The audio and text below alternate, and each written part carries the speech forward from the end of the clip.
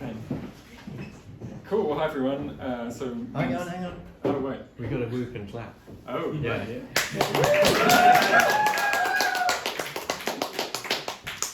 Thank you very much. Well, good to be here. So yeah, in truth, I assumed that lightning talks meant just talks, not slides. I didn't do slides. My material is on my little A1 sheet of paper, whatever. So I'm going to talk about my journey into becoming a fractional CPO. So for those of you perhaps don't know the terminology, fractional become this new, Nick and I were just talking about it, this new terminology for kind of like freelance or, basically having multiple clients at the same time. So what I'd like to talk about is the pros and cons as I've experienced it and what my journey has been, where I see it going, and I'll just give you my impression so far, because this is all relatively new to me. So first of all, just a little bit about me. So my background, I started my career in software back in the 90s in the telecoms industry, started as a software developer, went into consulting, and then about 17 years ago, so 2007, I moved into e-commerce, and that was my first foray into product management. Worked at a shopping search engine called Shopzilla. 2011, moved to Just Eat and became head of consumer products at Just Eat. I was very fortunate to be at their kind of their big growth curve, and my team launched the first mobile apps at Just Eat. And then since 2015, I've been kind of doing various different kind of startups, and primarily moved more towards the B2B space. The last 4 years, until middle of last year, I was at a B2B SaaS startup in the legal and property sector called Orbital Witness. They're using AI to automate due diligence on property transactions, getting software to think like a lawyer, basically. Very exciting. So I joined very, very early, kind of employee number 5, and helped them scale about 10x to about 50 people when I left in the summer. And so that takes me to where I am today. And so in the summer, I kind of decided to take a break, a little bit of sabbatical. I felt like I needed to recharge my batteries if I'm honest with you, a little bit burnt out, and decided, what am I going to do next with my career? And I really wasn't sure, if I'm honest. I was, and what it came down to was, I decided that there were 3 things I needed to meet with whatever I did next, and it was actually really simple things. So the first criteria, or principle I put on my list was I wanted to work with a variety of different interesting people and clients or projects and people. I've had a very fortunate career. I've done a lot of different interesting things, but it's always been one at a time. And I wanted to, for the next however long, see if I could balance having an even more kind of variety. So variety of projects and people was the first criteria. Second thing was control and flexibility over my time. I wanted to be able to have a little bit more of a work-life balance, if ever that's possible. Still not sure I've necessarily achieved it, but that was really the key goal.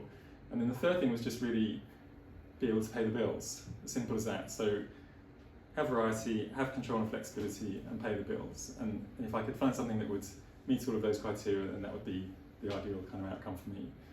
And so I instantly kind of realised that ruled out trying to get a full-time job. I decided not to apply for full-time jobs, and really just to throw myself into this kind of freelance world of fractional consulting, whatever you want to call it. And it's been a really, really interesting 6 months, I suppose. After I stopped my kind of time out at the end of the summer, kind of beginning of October time, and then just started to really start networking. In fact, that's how I met Tom. I forget how we exactly met, but we were. I think it was my event hustling. Yeah, something like that, and we met. And so the first few months, it was just literally talking to a lot of other people I know. I know a lot of founders, people that I've worked with who become founders. I know a lot of people who are CTOs, and the fractional thing is a lot more common in the CTO space. It's less common, or becoming much more common now in the product world, and there's fractional CMOs, fractional CFOs. There is a big community now that's starting up. And for a while there, I was kind of okay, well, what do I do? Just started talking to people, networking. getting some interesting conversations going, but probably talking not quite to the right people, actually probably talking more to people like people in this room, and where I really need to be talking was actually my ideal clients, people who would take me on. Long story short, I have been very fortunate to find a client at the beginning of the year in the mental health space. So they're a company called JAQ, they're JAAQ, just ask a question, and they're a really interesting company. They've got really interesting products for mental health and for enterprises who want to enhance their employees' mental health. I won't go too much into their detail and their products, but I've been very fortunate to do a short-term project with them, just a kind of like a research and road mapping project. It's then led on to more of a longer-term engagement, kind of like half of my time sitting kind of on the leadership team, helping them define the strategy and then executing that strategy for the next few months at least. So I've been quite fortunate, and what I want to talk about is how I see the pros and cons of the journey so far. And if I kind of measure it against criteria that I set myself, which is variety, then I definitely feel like I've had a lot more variety over the last few months. I've really enjoyed doing stuff like this. I've really enjoyed meeting a lot more people. I'm not working with multiple clients at the same time, but actually I'm quite enjoying having that extra time to myself to do stuff like this and to spend time with the family and so on. So actually I'm kind of ticking the box on all three of my criteria, just about paying the bills as well. So overall, I'm happy to report that things are going pretty well. But it is a different lifestyle, and I would say it's not for everyone. Some of the people that I've spoken to in the same space have said to me, it's not for the faint-hearted, and I do know what they mean. The pros are the things that I've just described. Let me just check my notes here. But there are some things that I would say you need to be conscious of, and on the good side, you're your own boss. Obviously, you're still accountable to your clients, but the bad side is you're also your own boss, and from managing your own business, which is obviously getting new clients and that sort of thing, you're only accountable to yourself. So if you don't put the work in, no one else is really going to hold your feet to the fire. So there's a double-edged sword with being your own boss. You have to motivate yourself to get new work, and that's the second thing, which is that actually finding new work is not easy. It doesn't come naturally to me. It's, doing BD and building a sales pipeline is not something that I've ever done before, and I've got to kind of learn on that. And I'm still I'm treating this as an experiment. I'm kind of 6 months into an experiment, and I haven't decided on the results of the experiment yet. So, I'll see. So far, so good, but I'll definitely kind of keeping open judgment until further in the year to see if this good role continues. The one thing that I slightly miss from being a perm and being a full-time employee is, I'm working from home a lot more. I'm doing a lot more Zoom calls.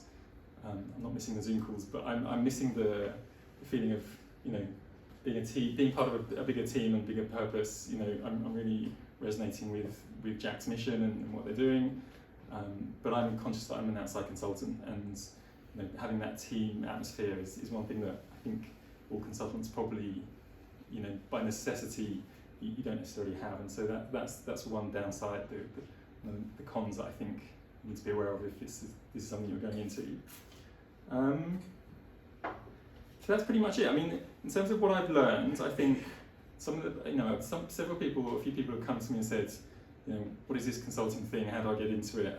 What I've said to them, as Nick was saying earlier, there are a lot of people in the market who are looking for work, and I've said to them, if you're thinking about this, commit to it. You can't just think, oh well, I might do this while I'm also looking for a perm role. You can't ride two horses at the same time. You will not be successful. People will notice that you're not committed to one or the other. You have to really commit to this. And I made a conscious decision, like I said, to not look for perm roles. I think I had one interview for a perm role, and it was quite an interesting role, but they could tell that I wasn't fully committed, and nonetheless, not surprising I didn't get it, and I probably didn't want it. So you have to commit. The other thing I've learned is that, well, a couple of things. You have to what's called niche down. So you have to make yourself unique. When you're selling yourself, you have to be memorable. You have to solve a real problem and be the best person who can solve that problem. So you have to focus on your superpower, and you have to focus on solving real problems that customers recognise. And it's been quite a journey actually thinking about, well, what is my superpower? How do I pitch myself? What is the problem that people want to solve? And what I've learned is that actually the ideal customers for me don't necessarily think the way I do.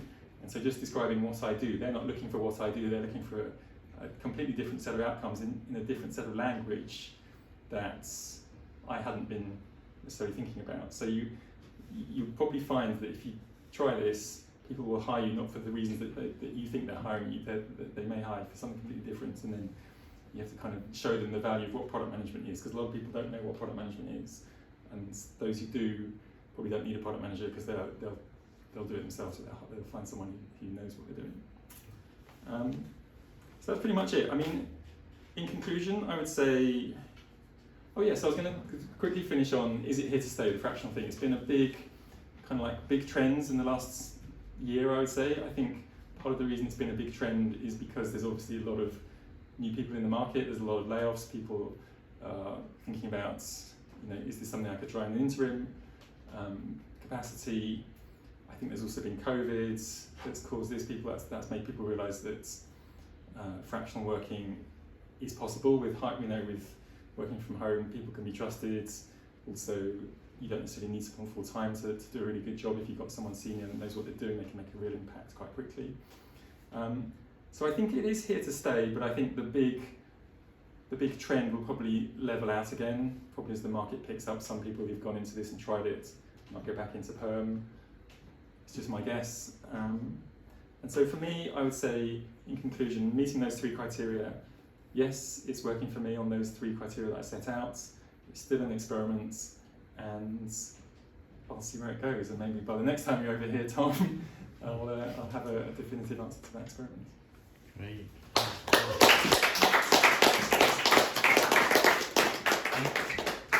One question? Yeah, I have a So for me, contracting as a product person, I never had an option in my head, just because I feel clients are always looking for domain knowledge. Do you think that's a challenge for you when finding clients? Are they asking you to have domain knowledge, or is it easy to find something that? So I think domain knowledge is becoming more of a requirement, so more sought after, particularly in certain domains.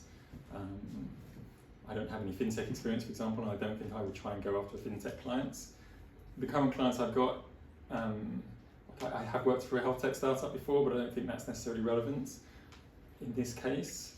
So in the specific case of the client I'm working with, domain knowledge was not the main criteria. It was that I could solve a problem for them really fast, and I had a bunch of expertise that they just didn't have in-house, but they recognised that they didn't have in-house, so I was quite fortunate.